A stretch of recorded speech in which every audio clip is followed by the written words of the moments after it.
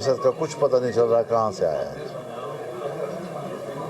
ये नादरा की जो वोट खोले हैं और उन्होंने जो वेरिफिकेशन की है उस पर उनका तबसरा ये है कि 2% हमें सही मिले हैं, बाकी नहीं मिल रहे। इसी तरीके से ये जो अभी हल्का 45 का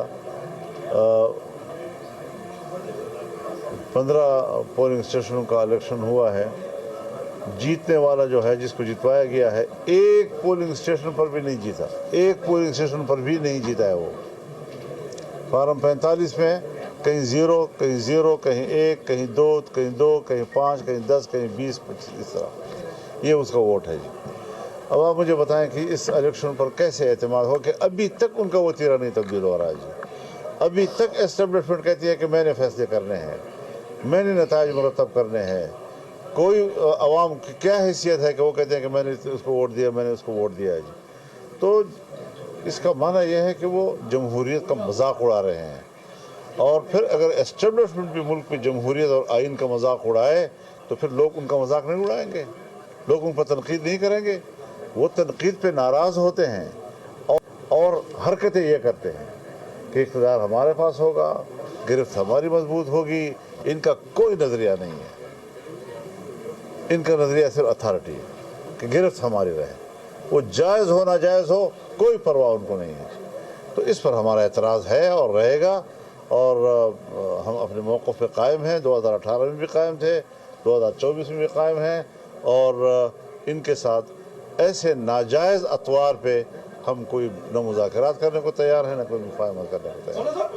कहा यह जा रहा है कि मार्च अप्रैल में बड़ी वफाकी सतह पर तब्दीली मुतवक्का है और मुसलसल वज़ीर दाखिला मोहसिन नकवी आपके घर चक्कर लगा रहे, आपसे मुलाकातें कर रहे। क्या सीन है कि मुस्तकबिल में JUI को हुकूमत में शामिल करने के लिए मोहसिन नकवी आपके पास आ रहा है या ज़ाती तौर पर ऐसे मुलाकात के लिए आता है? ज़ाती तौर पर आ जाता है, कोई सियासी गुफ्तगू का न उसको मैंडेट है न हम ऐसी हर मजलिस में सियासी बात कर सकते हैं। हमें मुल्क का निज़ाम बेहतर बनाने के लिए एक जगह ठहरना होगा। मुझे शिकायत अपनी सियासतदानों से है कि जो कंप्रोमाइज़ करते हैं, जमहूरियत पर कंप्रोमाइज़ करते हैं, आइन पर कंप्रोमाइज़ करते हैं, उसूलों पर कंप्रोमाइज़ करते हैं और तमाम निज़ाम उनके हवाले कर लेते हैं सिर्फ ये कि हमें अपनी मोतबरी मिल जाए। ये कोई जायज़ पोस्ट नहीं है, गिरफ्त उनकी है, मोतबरी हमारे हवाले कर देते हैं कि आप भी ज़रा पार्लियामेंट में बैठे रहें ताकि आप कौम में मोतबर नजर आएँ। तो इसमें तब्दीली की कोई अहमियत नहीं है हमारी नज़र में।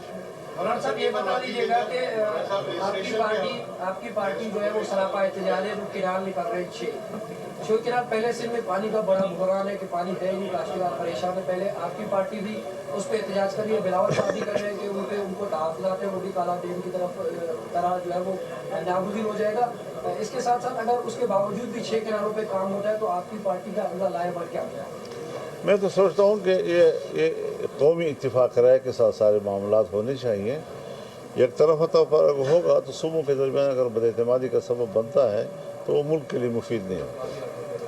जी ये बताइएगा, मदारिस के रजिस्ट्रेशन के हवाले से बहुत सारे मदारिस जैसे जामिया मिल्लिया है उनकी एक अलग लाइन है, मदारिस है उनकी अलग लाइन है। आप इस पर वाज़ेह करें, वजाहत करें क्या रजिस्ट्रेशन के मामला जो है हुकूमत के साथ किस नहज पर है?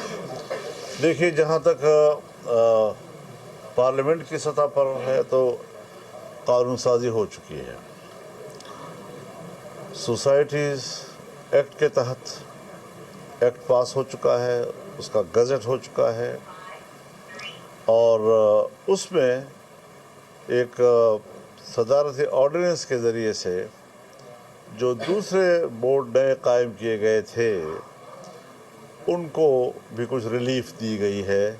हमें उस रिलीफ पर भी एतराज़ नहीं है। वहाँ भी बच्चे ही पढ़ते हैं, वहाँ भी यही उलूम पढ़ाए जाते हैं हर चंद कि वो बोर्ड जायज़ नहीं है और वो किसी एक्ट के तहत नहीं आ रहे थे। लेकिन बहरहाल सरकार ने भी तो कुछ मदरसों को अपने कंट्रोल में या मदारस को कंट्रोल करने के लिए कोई लाइन तो बनानी पड़ेगी, तो वो उसको एक सियासी हथियार के तौर पर इस्तेमाल करेंगे। ज़मीन पर उसकी कोई हकीकत नहीं है। 18,000 इतनी बड़ी तादाद है, जिस तरह मैं ये कह दूं कि इस कमरे में 18,000 लोग बैठे हुए हैं, बिल्कुल इसी तरह की गुफ्तगू है।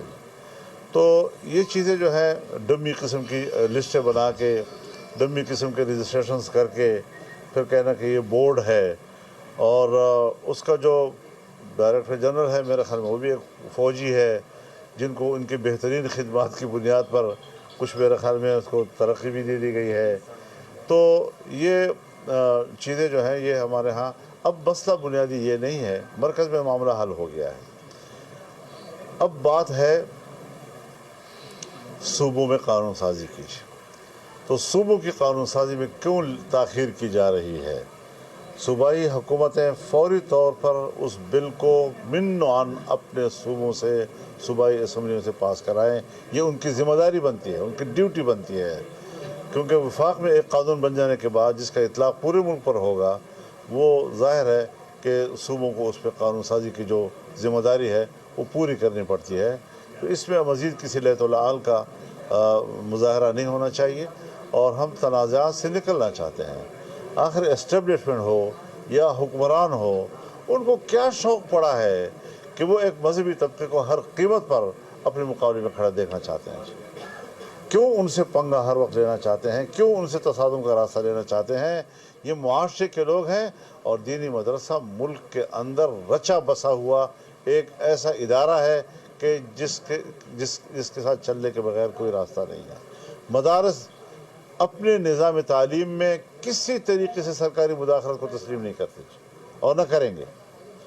तो जिस तरह दूसरे इदारे चल रहे हैं, आराम से चल रहे हैं, इसी सोसाइटी एक्ट के तहत सारे चल रहे हैं, मदारस को भी चलने दिया जाए और सूबों से इसकी कानून साजी मुकम्मल हो जानी चाहिए। बहुत शुक्रिया जी। बात तो करती है, लेकिन खालिद मकबूल सिद्दीकी साहब ने हालिया एक इंटरव्यू में ये इस बात का जिक्र किया है कि मदारिस रजिस्ट्रेशन बिल के हवाले से मौलाना साहब के हाथ अब तक कुछ नहीं आया और तमाम तर मामला जो है वो कहीं और है। तो वाकई इसकी हकीकत है खालिद मकबूल? खालिद मकबूल साहब मेरे बहुत अच्छे प्यारे साथी हैं, मैं उसकी बहुत कदर करता हूँ, बहुत एहतराम करता हूँ, लेकिन हज़रत उसने भी मेरे पास, मेरे घर आकर इसको समझने की कोशिश की है।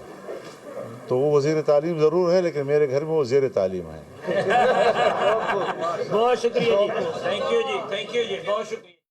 सरबराह JUI मौलाना फजलुर रहमान प्रेस कॉन्फ्रेंस कर रहे थे। उन्होंने कहा कि मईशत में बेहतरी के सिर्फ इशारे मिल रहे हैं, इशारों से काम नहीं चलेगा, मुल्क की मईशत बेहतर होनी चाहिए।